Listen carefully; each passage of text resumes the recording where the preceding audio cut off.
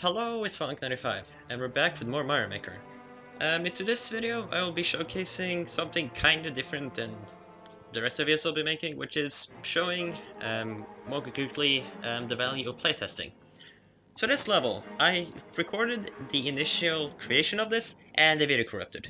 When I found that out, I tried recording just a playtesting session afterwards. That also corrupted. So, right now for this video, I decided that instead of just showcasing the level, I tried to recreate as many of the things I decided to adjust on the level, so that you can just showcase what I found out while playtesting the level. So we'll just be playing from straight from the editor. So the level begins, and you get introduced to the gimmick immediately, which is Thwomps. Obviously, this level is called Thwomp's Fortress. Or is it Thwomps? No, Thwomps. So there's a mushroom over here. The level immediately introduces like, oh, it's safer under, and then we're just gonna go and collect these coins. People didn't die that dramatically, but anyways, this is a direct example of the one thing I've been mentioning in previous video, which is have coins that goad the player into dangerous situations, because it looks like you're like, oh, I can just jump over there. I mean, obviously. So that was one of the first things that I adjusted. Ignore the barking. Or actually don't, that means I'm just no. So, that's been accounted for. So then the level just moves along. Minor thing I did here was that I widened this area over here. This platform, it used to only be 2 blocks, or 3 blocks, now it's 4. It would take too long to adjust normally. Now this part felt unnecessary. There's this weird part in level design where it's where you try to like fill out the level to like, oh, it needs to be enough things for you to like feel excitement and stuff. But I felt that the Thwomp, this specific Thwomp, didn't need to be there. It just felt like it was just kind of filling space for no reason. Let's remove it. And there's for this area, just introducing, they're setting up the fire bar again. Minor thing I did with the fire bar, it's because of a section further on in the level, and you will see eventually why I did this change.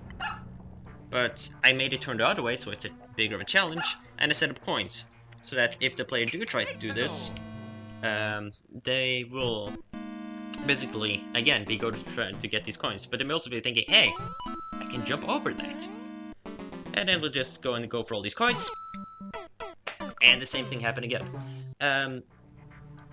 There's something that I find strangely difficult to balance out. Some players don't immediately understand how to thwart a Thwomp, basically how to get around them.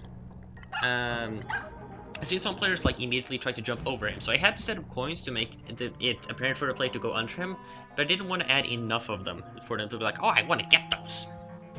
Like, immediately. Let's go!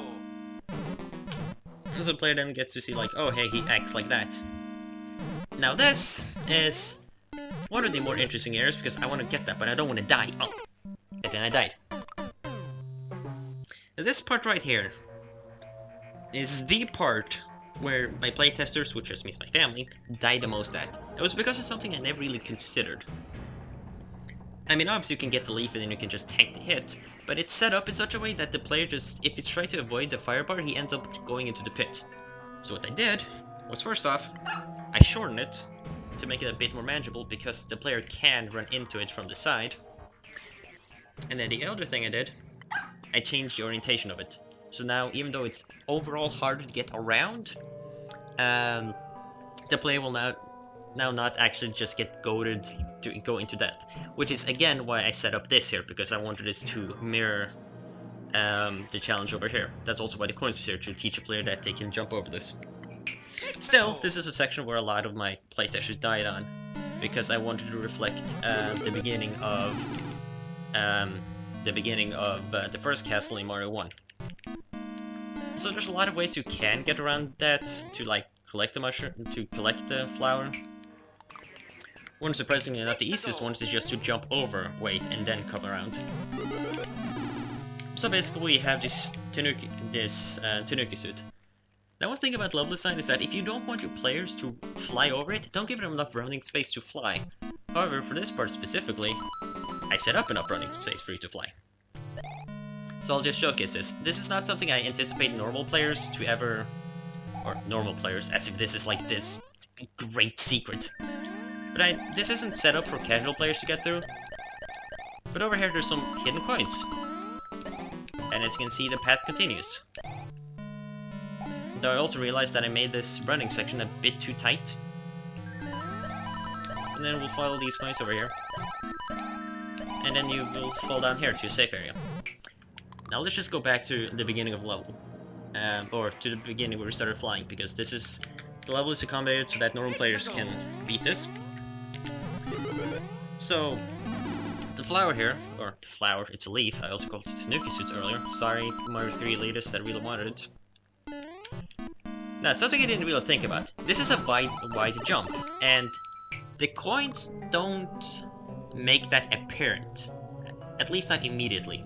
Because they're set up a really subtle thing that I didn't really think about until basically seeing my playtesters die at this many times. Is the fact that I set up the coin so that it at least looks like you can basically jump from here and make it over. Which you can, it's just very tight. Now, why do I give this impression? Because earlier on in the level, I set up similar jumps like this. So that you have a margin of about 2 blocks from the gap to still make the jump. It's a very minor thing, but it can be accounted for. So I just simply shortened the distance where the coins are, so that it's immediately apparent to the viewer that that's a tighter jump than they're supposed to be. So, hey, some players might not even think about it consciously. And this is also why I introduced, or I added the leaf here, because I wanted players to be able to, like, float over there in case they realize, oh, I'm not going to be able to do this properly. Originally, I was just going to make it so that the Thwomp had to break through the blocks individually and then dumped into lava, and then I found out, oh, he goes through all of them, so that level ID is scratched immediately. After that, there actually weren't any alterations to the level that I found was necessary through playtesting. The rest of the level is unchanged as of this point. This jump here, I have a feeling is a bit more difficult than it really should be, because I haven't really introduced the idea for most new players to like, oh, you can go down the Thwomp. Because something that one of my friends said that weren't a playtester is that inherently you were like, oh, this jump seems dangerous, so I'll just try to attack it this way. Which is not really the best way. I mean, I've set it up so that you can do it like this, and you can just goad him and then jump over. But the most apparent solution that most players will take is just jump over there. That's one thing I would change on this level. Actually, I lied about me saying that there weren't any more alterations, because there's this one. This one's a bit more iffy than it needs to be, simply because of how the bars move. I mean, it doesn't look hard for us, the players, but I decided, like, yeah, I should alter that. Really? Really? Hold on, apparently...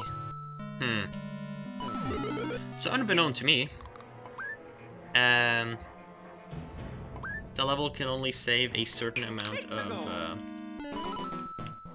well, actually, that made things worse.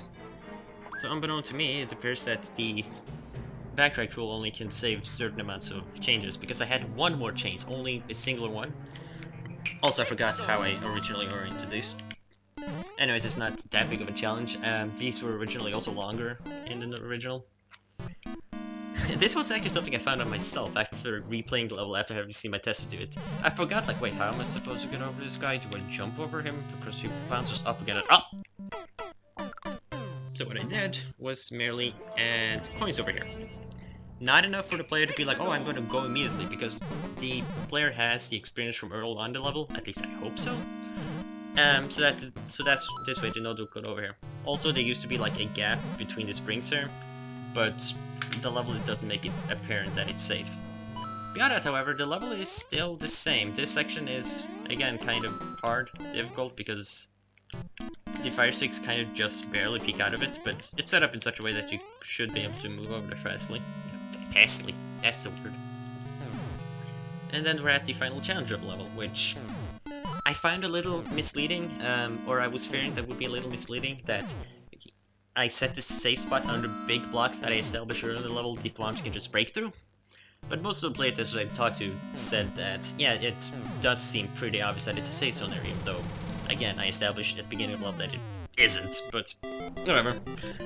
It worked, against my better judgment. And that's the level. Basically. I don't know how to end this. Yeah, are you ready for the awkward silence? I'm not.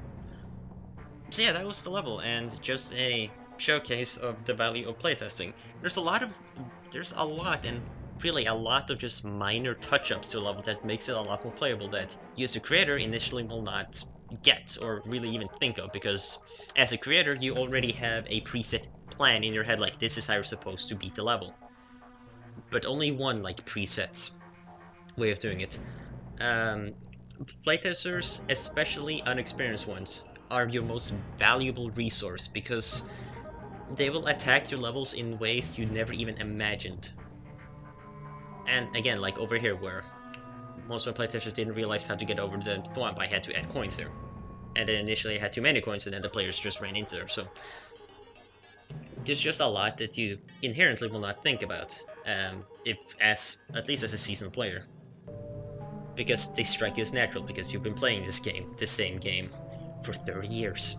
Of course you're used to it, but not everyone else. Also, I'm not 30 years old, so I'm not sure why I said I played Mario games for 30 years. That's awkward. But anyways, that was my video on what I deem to be my favorite level.